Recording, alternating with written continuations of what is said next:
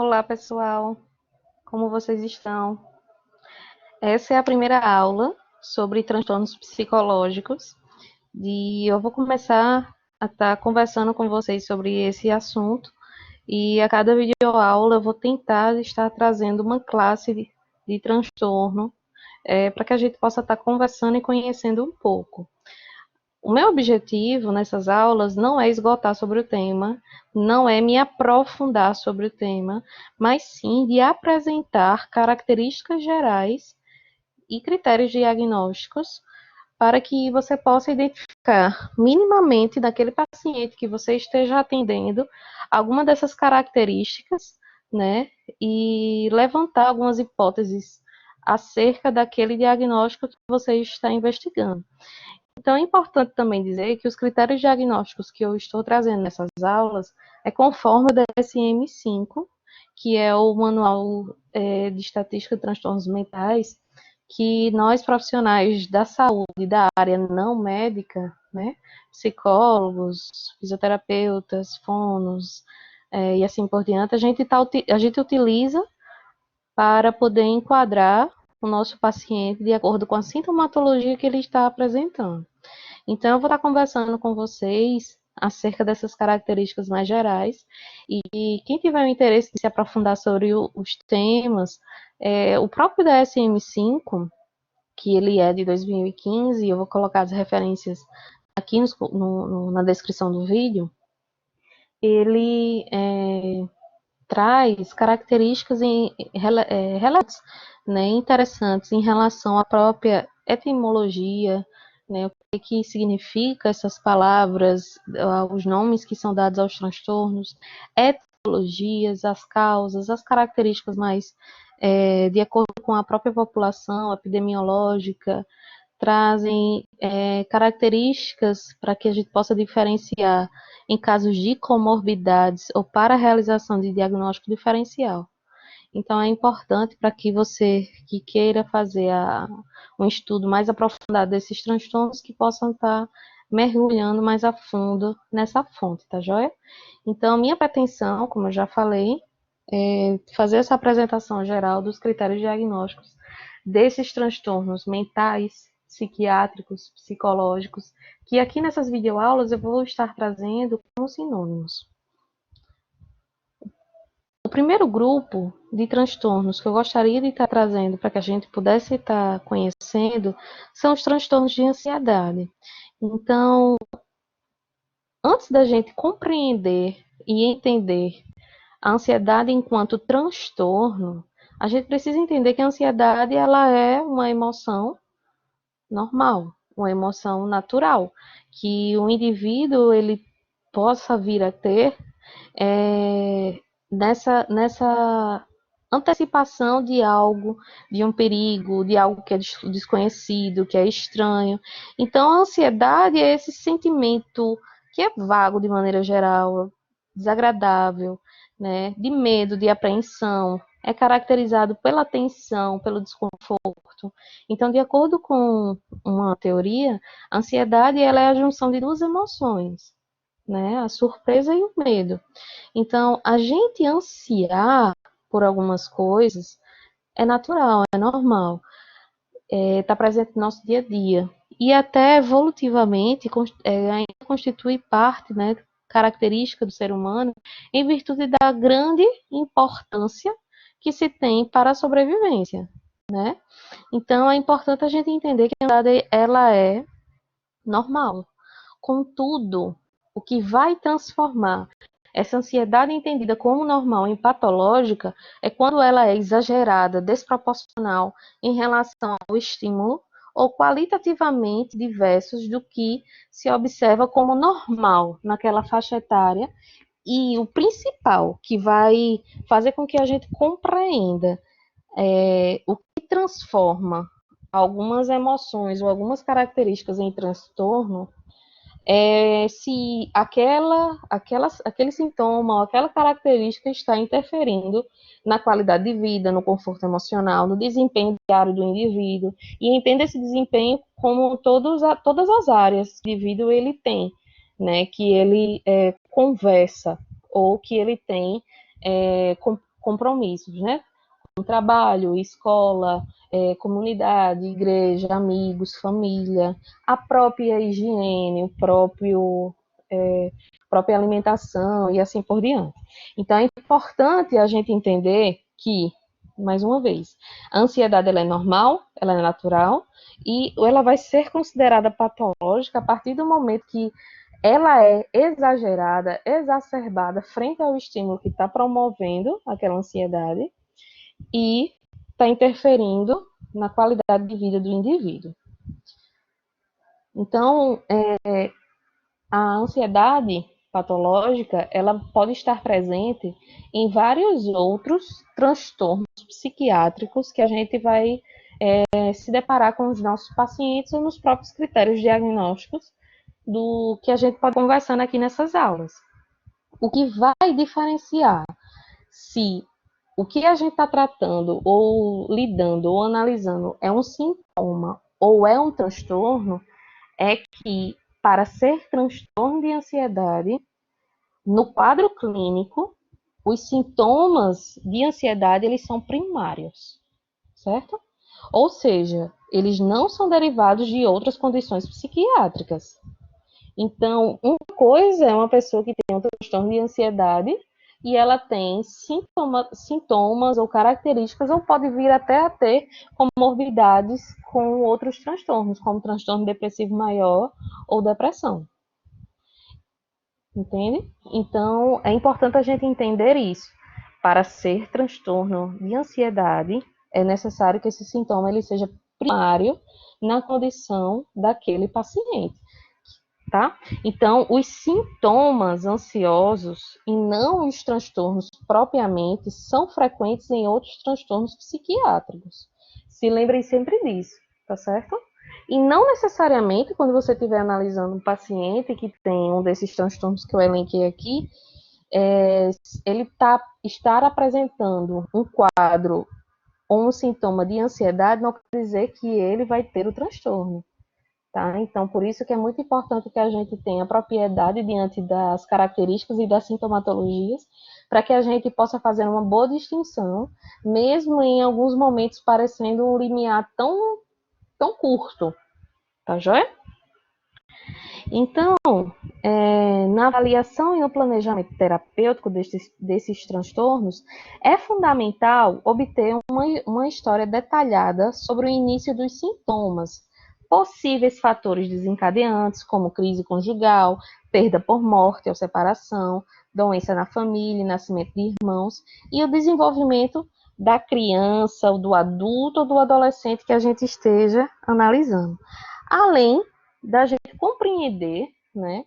E isso pode, esses fatores, né, que eu elenquei aqui em vermelho, podem nos ajudar a compreender o que foi o gatilho para o desenvolvimento desse transtorno ou os outros fatores etiológicos, né, que podem ocasionar e corroborar com o surgimento dos transtornos de ansiedade que a gente vai ver hoje.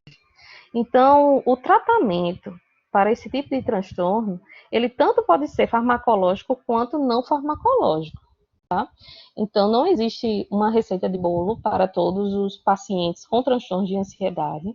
Além disso, a gente vai ver agora que existem vários tipos de transtornos de ansiedade e nem sempre a mesma medicação ela vai ser utilizada como um padrão, né, para todo mundo que tem determinado transtorno de ansiedade. Porém, existem alguns protocolos e alguns esquemas de medicamento que a literatura comprova como mais eficazes, né? Não é minha pretensão estar mergulhando sobre esse assunto, foi só um adendo. Acerca do tratamento não farmacológico, aqui a gente pode estar incluindo a psicoterapia, ou seja, a terapia com psicólogo.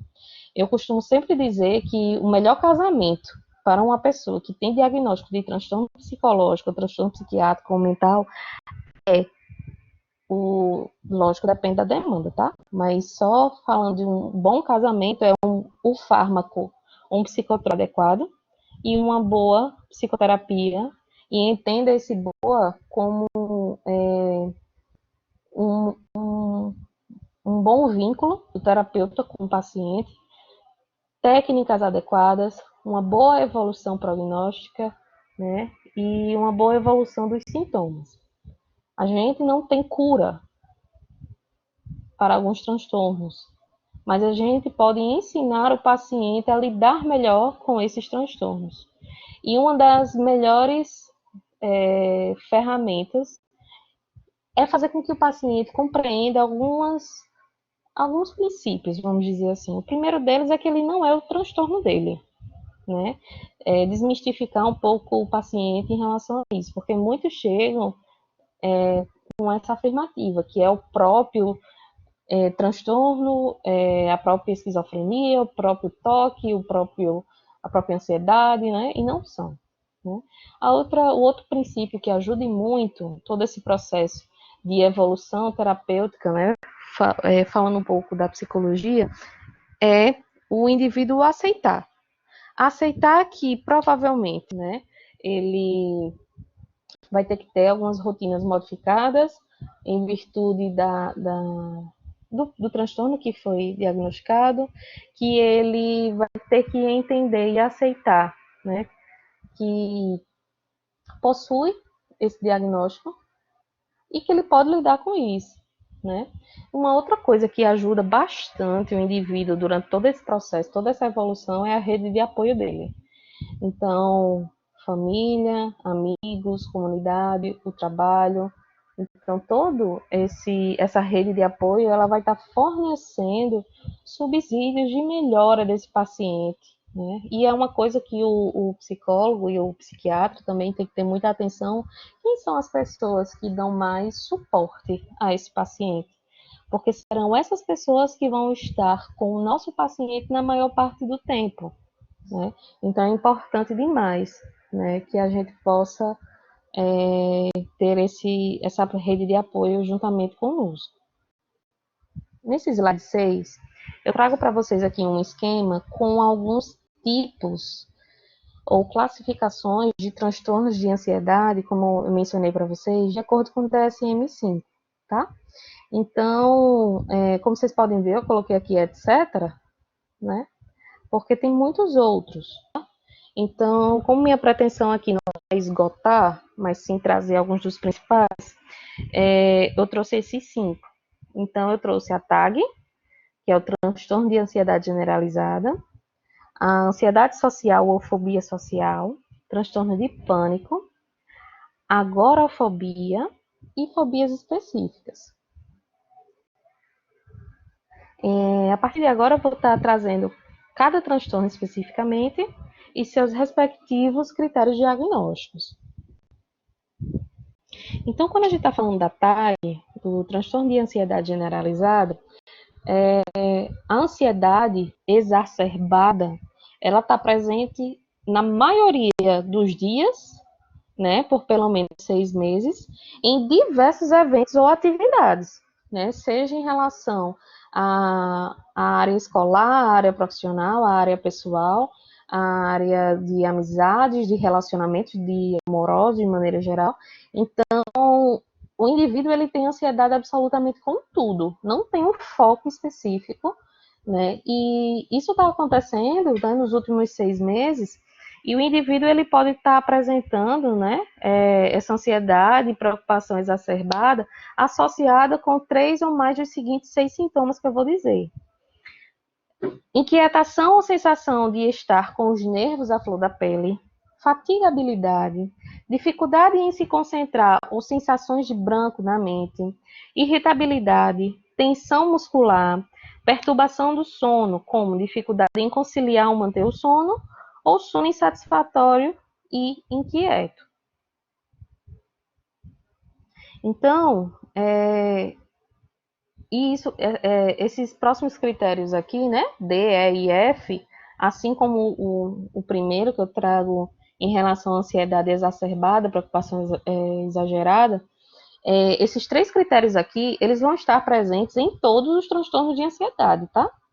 Então, por isso que é muito importante que a gente faça a coleta das informações de maneira adequada, que a gente possa entender qual é ou quais são os objetos ou os eventos que está gerando no indivíduo essa ansiedade exagerada, desproporcional, tá? Porque em todos a gente vai ver que essa ansiedade, essa preocupação ou alguns sintomas físicos, eles vão causar sofrimento clinicamente significativo ou prejuízo no funcionamento social, profissional ou em outras áreas importantes da vida do indivíduo. Além disso, é importantíssimo a gente entender que essa perturbação, essa ansiedade exagerada, ela não está acontecendo porque está acontecendo algum efeito fisiológico de alguma substância ou de alguma outra condição médica, né? Então, por exemplo, a utilização de drogas, drogas em geral, tá? Inclusive medicamentos. Alguns medicamentos, eles podem ocasionar o aceleramento, por exemplo, do batimento cardíaco, né, pode gerar tremor, suor, e isso, a percepção dessa mudança de sintomas físicos pode levar o indivíduo a ter uma sensação, uma emoção de ansiedade, tá? Então, a própria, por exemplo, a condição de ter hipertiroidismo pode ocasionar no indivíduo também mudanças emocionais e comportamentais relacionadas à ansiedade. Então, na verdade, aí a gente não vai estar trabalhando, pelo menos a priori, com um indivíduo que tem transtorno de ansiedade e hipertiroidismo. É importante a gente entender ou tratar primeiro essa questão da tireoide, essa questão hormonal, e verificar quais são os efeitos ou as consequências diante das emoções dessa pessoa.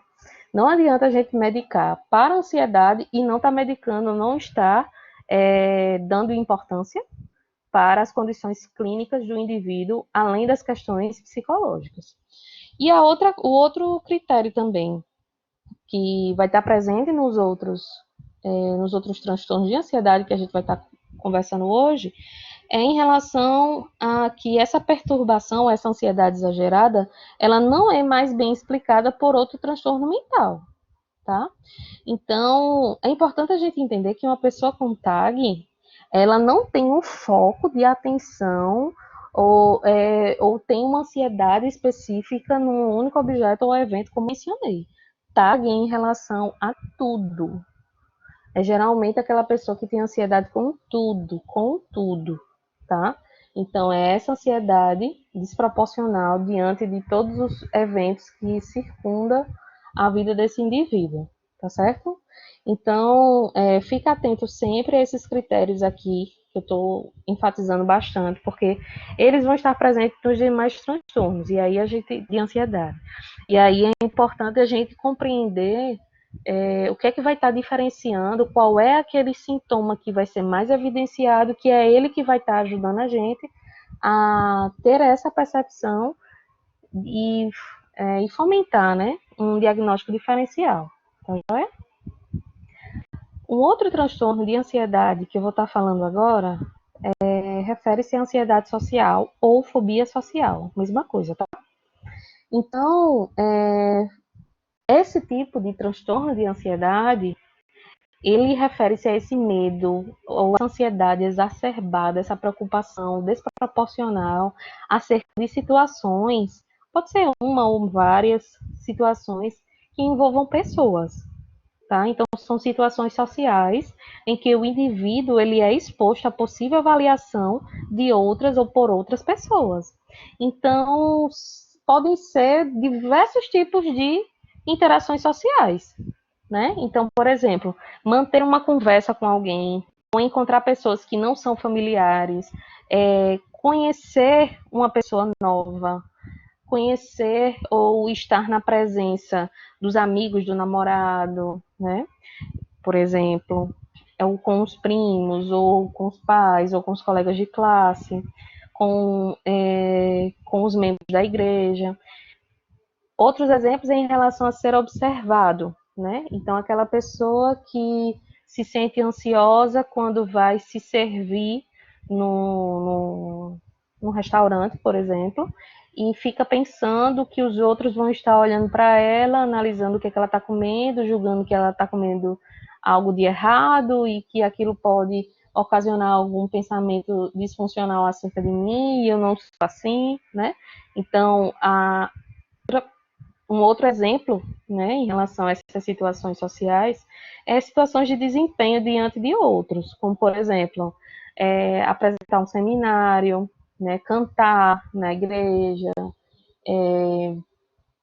pedir uma informação a um grupo de pessoas desconhecidas que eu preciso dessa informação para poder chegar em algum lugar e só tem aquele grupo, né? Então, essas situações que referem-se a essa ansiedade social, elas precisam necessariamente ter essa relação com pessoas. Em caso de crianças, a ansiedade ela deve ocorrer em contextos que envolvam seus pares, tá? Então, o coleguinha de classe, o vizinho que tem a mesma idade, o primo que tem a mesma idade, o irmão, então os pares, de maneira geral, né? E não somente a criança em comparação aos adultos, como os próprios pais, os tios, a professora da escola, a professora da comunidade, da igreja, de maneira geral, né?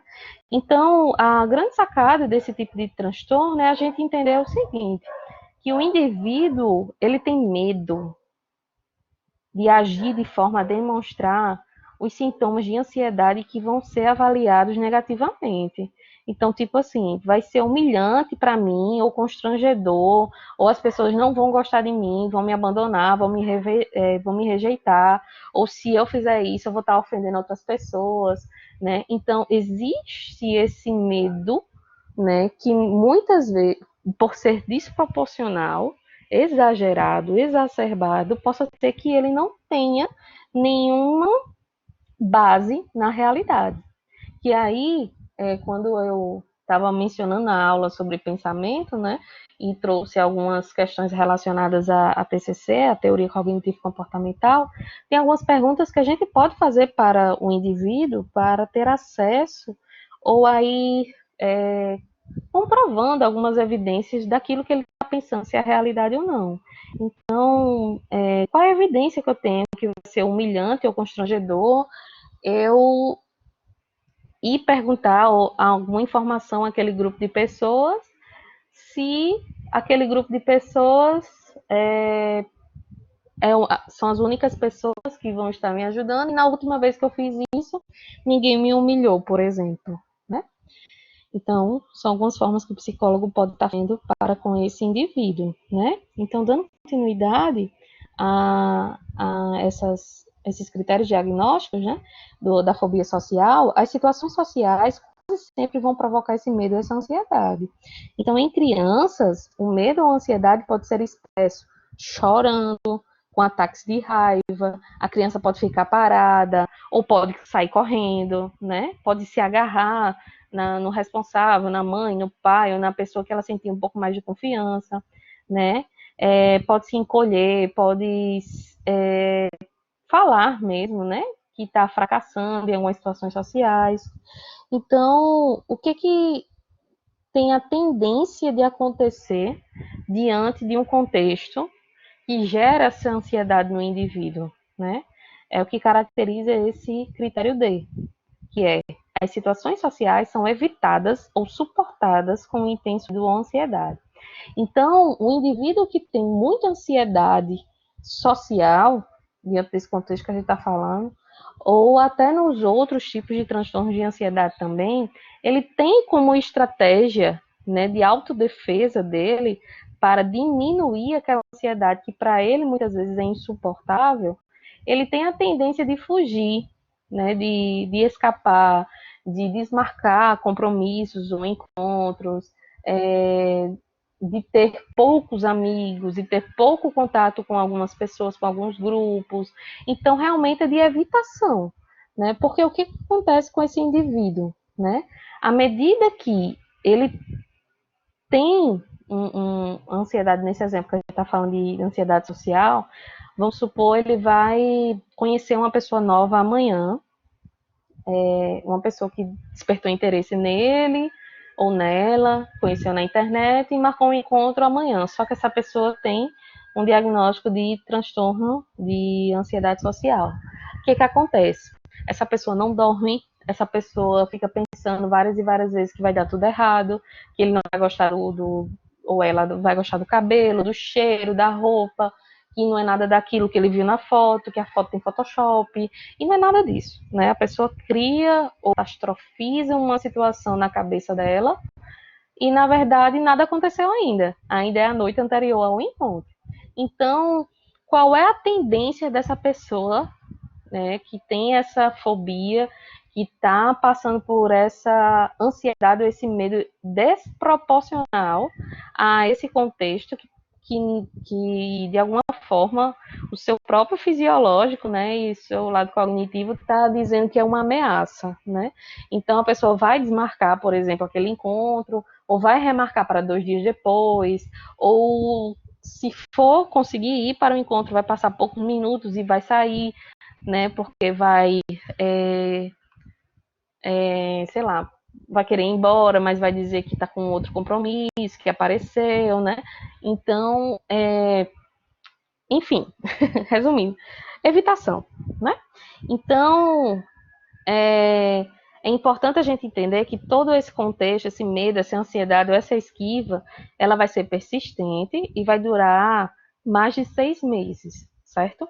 E é importante a gente salientar que o que a gente está falando aqui é de transtornos, certo?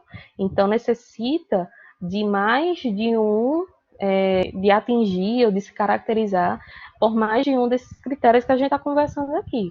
Uma pessoa que você não quis ir conhecer, uma situação específica, ou, sei lá, por algum outro motivo, e você adiou, não foi, ou se esquivou, isso não te caracteriza como uma pessoa que tem fobia social, tá certo? A não ser que você preencha mais os outros critérios, tá joia? Então, aqui são aqueles critérios que eu já tinha conversado com vocês anteriormente, lá no TAG, que também vai caracterizar aqui, tá joia? Então, tudo isso que eu estou conversando com vocês não deve ser, para ser considerado fobia social, não deve ser consequência de efeitos fisiológicos de uma substância ou condição médica, ou não ser explicado por outro transtorno mental, tá certo? Outro transtorno de ansiedade que eu gostaria de estar conversando e apresentando para vocês é o transtorno de pânico. Então, o transtorno de pânico ele tem algumas características, né? O primeiro critério diagnóstico que aparece é em relação à presença de ataque de pânico, né? Então, no transtorno de pânico, existem ataques de pânicos que são recorrentes e inesperados, tá?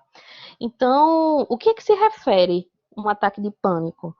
É um surto abrupto de medo intenso ou desconforto intenso que alcança um pico em minutos ou, dependendo da pessoa, da circunstância, em segundos, e durante o qual ocorrem 4 ou mais dos seguintes sintomas: palpitações, coração acelerado, taquicardia, sudorese, tremores ou abalos, sensação de falta de ar ou sufocamento, sensações de asfixia, dor ou desconforto torácico, náusea ou desconforto abdominal, sensação de tontura, instabilidade, vertigem ou desmaio, calafrios ou ondas de calor, parestesias, anestesia ou sensações de migamento, desrealização, sensações de irrealidade ou despersonalização, sensação de estar distanciado de si mesmo, medo de perder o controle ou enlouquecer e medo de morrer.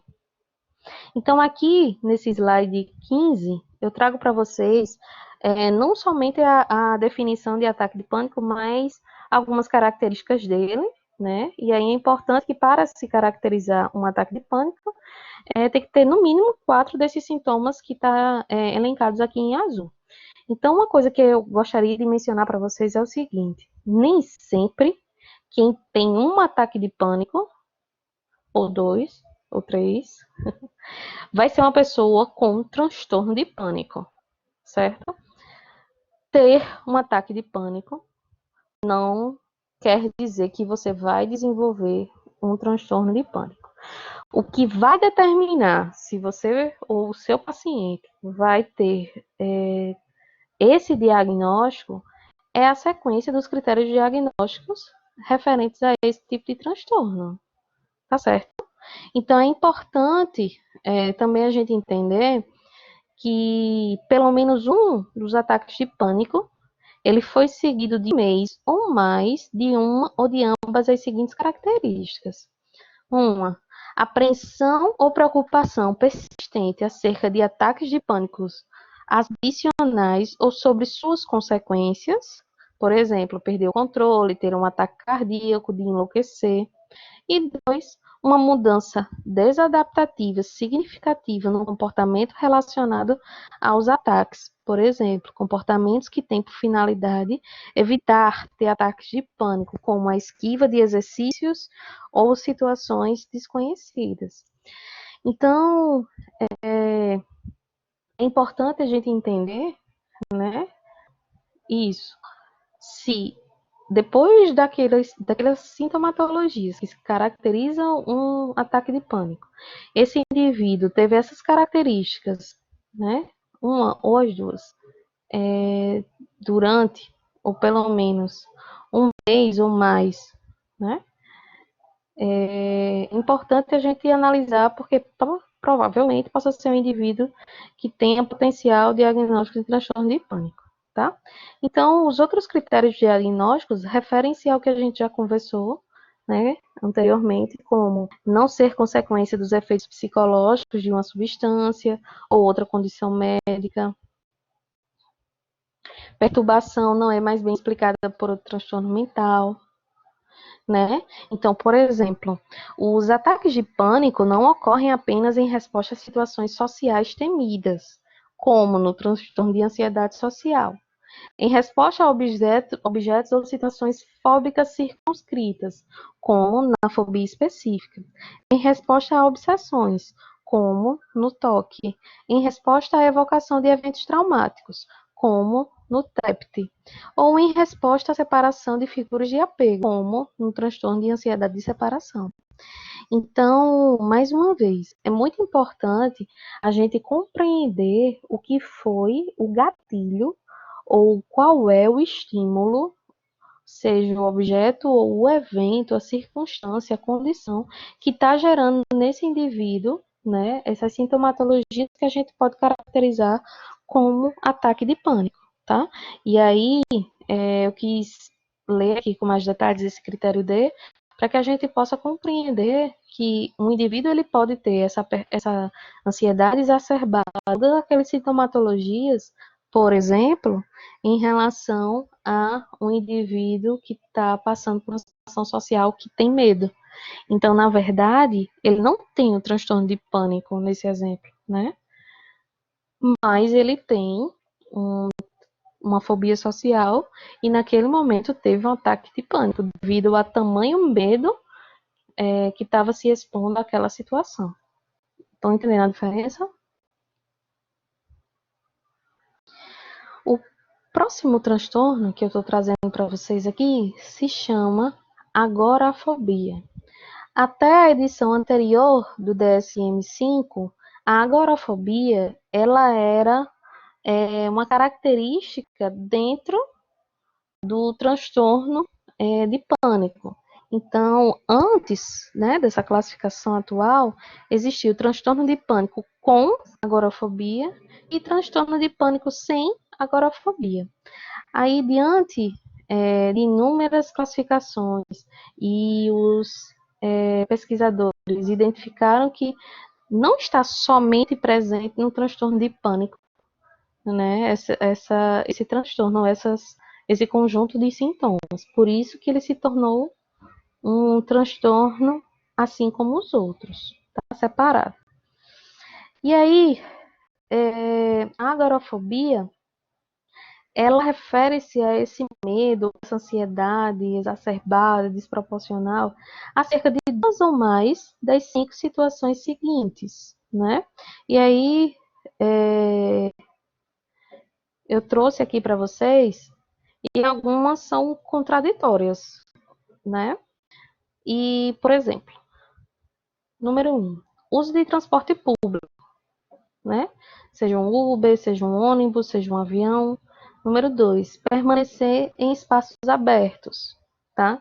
Então, eu estou sozinha, por exemplo, e a área é muito ampla desse estacionamento, desse mercado, dessa ponte, seja onde eu estiver, dessa rua, e eu começo a ter medo e ansiedade de ficar ali sozinha, né? E cada pessoa ela pode estar realmente desenvolvendo cognitivamente pensamentos acerca disso, né?